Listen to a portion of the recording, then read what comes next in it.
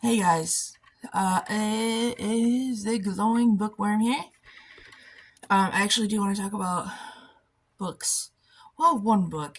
Actually, several books, but we're gonna narrow it down to one book.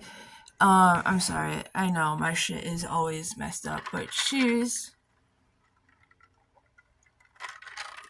All right. Here. How do I look? I always look. I always look gnarly. That's okay though. All right. So, what do I talk about? Goosebumps. This is the art of Goosebumps. I read this all. Was it last year or the year before? Um, I think it's great. Yes, I have my T-shirt inside out and backwards, for that matter. I sometimes like to do that for reasons. All right, let's see if we can. Whoop. Ooh, hi. How you doing? Have we come to the Midnight Society? Sorry, I'll stop. All right. Let's. Oh, hey. Well, that turned on. Cool. So this is The Art of Goosebumps, and it is an amazing book. I got it several years ago. I can't remember. I don't think this is secondhand. I buy a lot of my books secondhand. Um, okay, like I like buying secondhand books. I know there are people who prefer their books to be absolutely pristine, and they like their books to be brand new. I like buying used books, and I prefer soft covers instead of hard covers. But yeah, I think buying used books is great because these books come with character. They come with a history, and I freaking love that. But sometimes I buy my books new. So, this is The Art of Goosebumps. I grew up reading Goosebumps. Excuse me. I've been drinking pop, and I'm a little bit burpy. Sorry. Um, hmm. Okay. So, I grew up on Goosebumps. Like, fourth, fifth grade. I mean, I was born in the 80s. But all my life I've kind of always loved things that were a little bit more younger than was necessary. I also get into some really weird shit and, some really hard hitting stuff, weird stuff, graphic stuff. So I have I have two parts of my personality. I like kid stuff, but then also I like very adult stuff. And I think that works well for me. I think it's a good balance, and I think balance is necessary. Oh, hey, look at my glasses. Alright, anyway. So, yeah. I think this was new. Look at that. Look at that. He's so cool. He kind of reminds me of a kid version of Tales from the Crypt. Like a kid friendly version. Look at this artwork. Who's the artist? Oh, I should know. It sucks that it doesn't actually say it on the cover. But we all know who he is. I just can't remember for the life of me what his name is. Um. Oh yeah, Tim Jacobus. It's got a nice little intro. And there's my man, R.L. Stein. We all know that, well, as we've gotten older, we all know that these stories aren't as good as we remember them as a kid. But the thing is, he did wonders. when we were in fourth, fifth grade or so, what we all loved his stories, and it's just because we've grown up a bit and have continued reading that we now know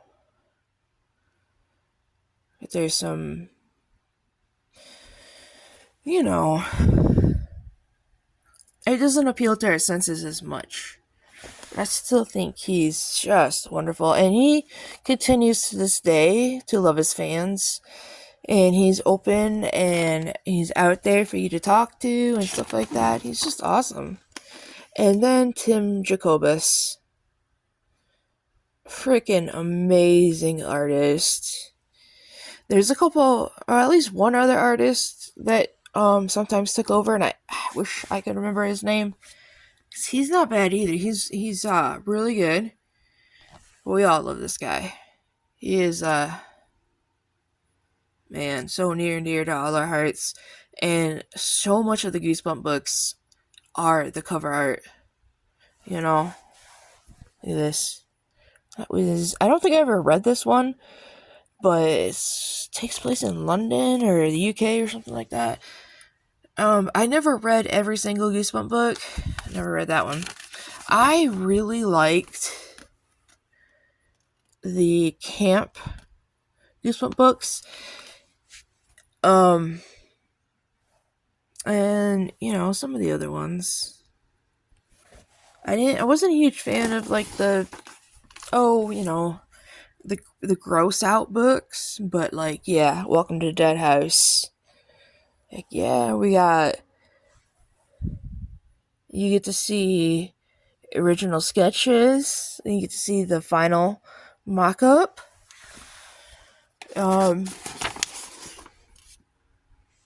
Stay Out of the Basement. I never read that one. Never read Monster Blood. Say Cheese and Die was great. The Mummy. Loved The Mummy. Let's Get Invisible. I think I did read that. I never read Night of the Living Dummy ones. I always thought they were kind of silly. But yeah. They try to be funny. I did read this one. The Girl Who Cried Monster. Oh, man. Welcome to Camp Nightmare, man. Look at that. Look at this. It's just so good. I think the reason why this is Invisible. Or The Girl Next Door. I think the reason why I really the whole camp aspect is because as a kid, I really wanted to go to summer camp, but I was shy. I had asthma and a whole bunch of other stuff. But basically, I kind of grew up in a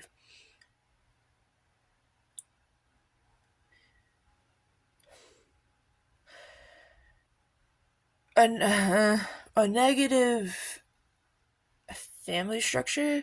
Now, I'm an only child and I was spoiled. I had more toys than I needed. I had more clothes than I needed. I always had food on the table. But I had a very I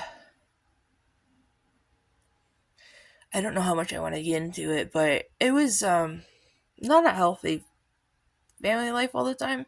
So it really struck a chord in me to want to get away and go to camp and do fun camp things. But on top of that, like what happens if like scary stuff happens at camp? Man, I probably would have pissed my pants and cried.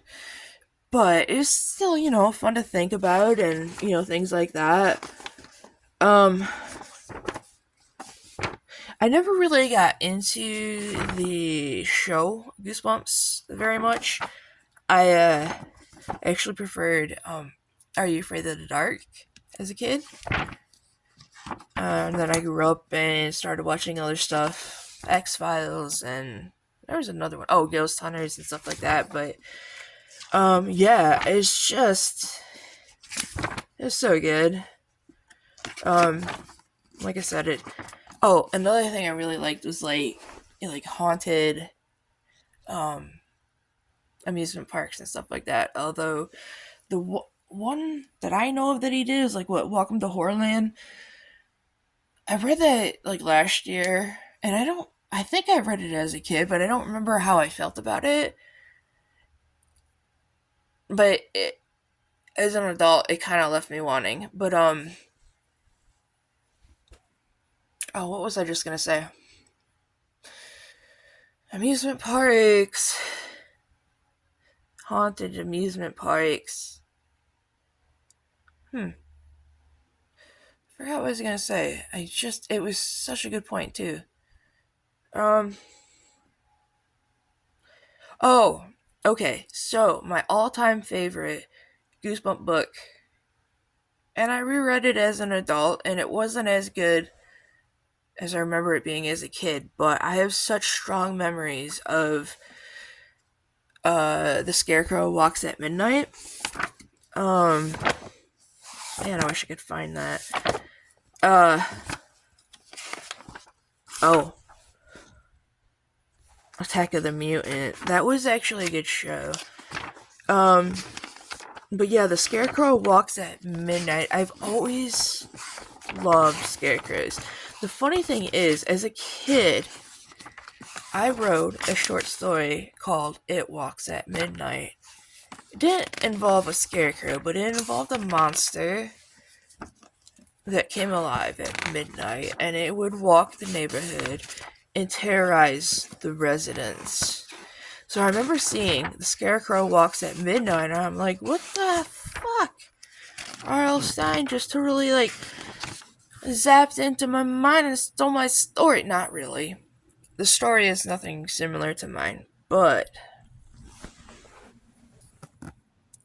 The Scarecrow Walks at Midnight is still my favorite story ever. Look at that. I just freaking love that. And yeah, I think the last book I bought as a kid was Oh, I Got My Shrunken Head, and I have a good memory of that. I remember it being Christmas Day.